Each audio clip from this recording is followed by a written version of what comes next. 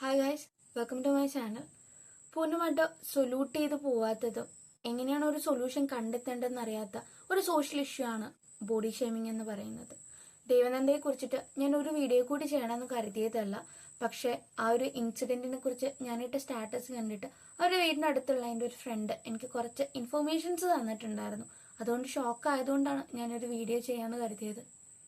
അവളനുഭവിച്ച പെയിന്റെ wave length എനിക്ക് മനസ്സിലാക്കാൻ കഴിഞ്ഞു എന്നതുകൊണ്ട് കൂടിയാണ് കഴിഞ്ഞ 25 വർഷം ഞാൻ അനുഭവിച്ചിട്ടുള്ളതും ഇപ്പോഴും നേരിട്ടുകൊണ്ടിരിക്കുന്നത് ഒരു ഇഷ്യൂ ബോഡി ഷേമിംഗ് ആയതുകൊണ്ട് കൂടിയാണ്. ദേവനന്ദയുടെ മരണത്തിന് കാരണം ഹെൽത്തി അല്ലാത്ത ഒരു ഡയറ്റ് പ്ലാനും പ്രോപ്പറായിട്ടുള്ള അവയർനെസ് ഈ ഒരു ഡയറ്റ് അല്ലെങ്കിൽ വെയിറ്റ് ലോസിനെ കുറിച്ച് ഇല്ലാത്തത് കൊണ്ടാണെന്ന് നമുക്കറിയാം. ബട്ട് ആ കുട്ടിയുടെ മരണത്തിന് ഒരു 10% ഈ ഒരു സൊസൈറ്റി കൂടി ഉത്തരവാദിയാണ്. ഈ ഒരു മെസ്സേജ് നിങ്ങൾ നോക്കൂ. നമുക്ക് വ്യക്തമായിട്ട് മനസ്സിലാക്കാൻ പറ്റും ആ കുട്ടി അനുഭവിച്ചിട്ടുള്ള മെന്റൽ ട്രോമ എത്രയാണ് എന്നുള്ളത്.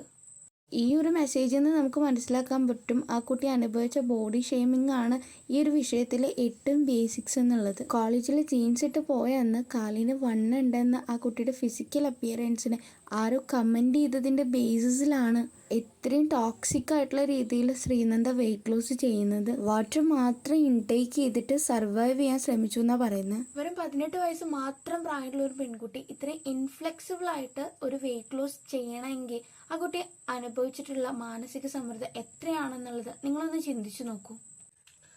നമ്മുടെ ഒരു സോഷ്യൽ സിസ്റ്റം മുന്നോട്ട് വയ്ക്കുന്ന ഒരു പോപ്പുലർ കൾച്ചറൽ വ്യൂ ഉണ്ട്.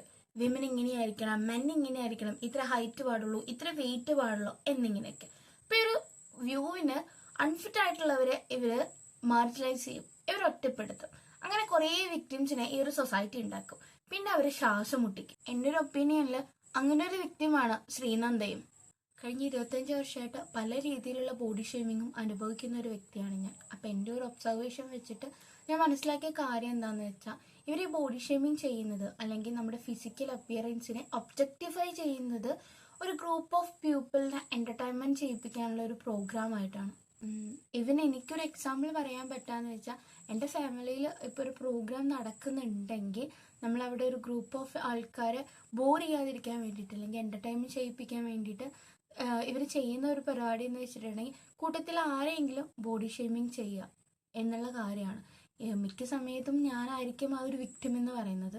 ഞാനിപ്പോൾ ഈ ഒരു പൊളിറ്റിക്കൽ കറക്റ്റ്നെസ്സിനെ കുറിച്ചിട്ടോ ഇൻസെക്യൂരിറ്റീസിനെ കുറിച്ചിട്ടോ ടോക്സിസിറ്റിയെ കുറിച്ചിട്ടോ ബോഡി ഷേമിങ്ങിനെ കുറിച്ചിട്ടോ കുത്തിയിരുന്ന് പറഞ്ഞു കൊടുത്താലും ഇവർക്കൊന്നും അത് മനസ്സിലാകാൻ പോണില്ല. ഇപ്പൊ ഇവര് നമ്മളടുത്ത് പറയുന്ന ഒരു റിപ്ലൈ എന്താന്ന് വെച്ചിട്ടുണ്ടെങ്കിൽ, ഇത് നമ്മൾ മാത്രമേ ഉള്ള ഒരു ഫംഗ്ഷൻ അല്ലേ, ഇവിടെ നമ്മളല്ലേ ഉള്ളൂ, ഇത് തമാശയായിട്ട് എടുക്കണം എന്നുള്ളതാണ്. പക്ഷെ ഇവർ നൽകുന്ന ഈ ഒരു മെന്റൽ ട്രോമയുടെ ഇന്റൻസിറ്റി എനിക്ക് ഒരിക്കലും തമാശയായിട്ട് തോന്നിയിട്ടില്ല. ആക്ച്വലി ശ്രീനന്ദ ഈ ഒരു സൊസൈറ്റി ക്രിയേറ്റ് ചെയ്തിട്ടുള്ള ഒരു വിക്ടിം തന്നെയാണ്. അനോറാക്സിയ നെർവോസ എന്ന് പറയുന്നിട്ടുള്ള ഒരു ഫിസിക്കൽ കണ്ടീഷൻ ഡയഗ്നോസ്ഡ് ആയിട്ടാണ് ആ കുട്ടി മരിക്കുന്നത്. അതായത് ഭക്ഷണം കഴിക്കാനുള്ള താല്പര്യമൊന്നും ഉണ്ടാവില്ല. നമ്മുടെ ഒരു ഈറ്റിംഗ് പാറ്റേൺ അത് മൊത്തത്തിൽ ചേഞ്ച് ആവും, നമുക്ക് ഫുഡ് കഴിക്കാൻ തോന്നില്ല. അങ്ങനെ ആമാശവും അന്നനാളും ചുരുങ്ങിയിട്ടാണ് ആ കുട്ടി മരിച്ചത്. അവളുടെ ഫിസിക്കൽ അപ്പിയറൻസ് മോഡിഫൈ ചെയ്യണം എന്നുള്ള ലക്ഷ്യം കൊണ്ടാണ് ആ കുട്ടി അങ്ങനെ ചെയ്തത്. ഈ ഒരു കമന്റ് ഞാൻ റെഫർ ചെയ്ത വീഡിയോയുടെ അടിയിലുണ്ടായിരുന്നതാണ്. ആ കുട്ടി എത്ര വിഷമത്തോടെ ആയിരിക്കും ഈ കമന്റ് ചെയ്തിട്ടുണ്ടാവുക. അവരുടെ കളിയാക്കൽ കേട്ടിട്ട് ഞാൻ ചിരിക്കാറുണ്ട്, പക്ഷെ എൻ്റെ ഉള്ളിൽ അത് വലിയൊരു ഹേർട്ടാണെന്നാണ് ആ കുട്ടി പറയണത്. ഇതുപോലെ എത്ര കമന്റ്സ് ആണെന്നറിയോ ഓരോ വീഡിയോയുടെ അടിയിലുള്ളത്. പേരറിയാത്ത ആളറിയാത്ത ഈ മനുഷ്യരുടെ ഒക്കെ വിഷമങ്ങൾ എനിക്ക് കണക്ട് ആവുന്നുണ്ട്. ഇവർക്കൊക്കെ ഈ സൊസൈറ്റി കൊടുത്ത ട്രോമാസ് എത്ര വലുതാന്ന് നമുക്ക് ഈ കമന്റ്സ് തന്നെ മനസ്സിലാവുന്നുണ്ടല്ലേ. എന്തിനാ വെറുതെ മറ്റുള്ളവർക്ക് നമ്മളെ ഡിസ്കംഫോർട്ട് ഫീൽ ചെയ്യിപ്പിക്കുന്നത്?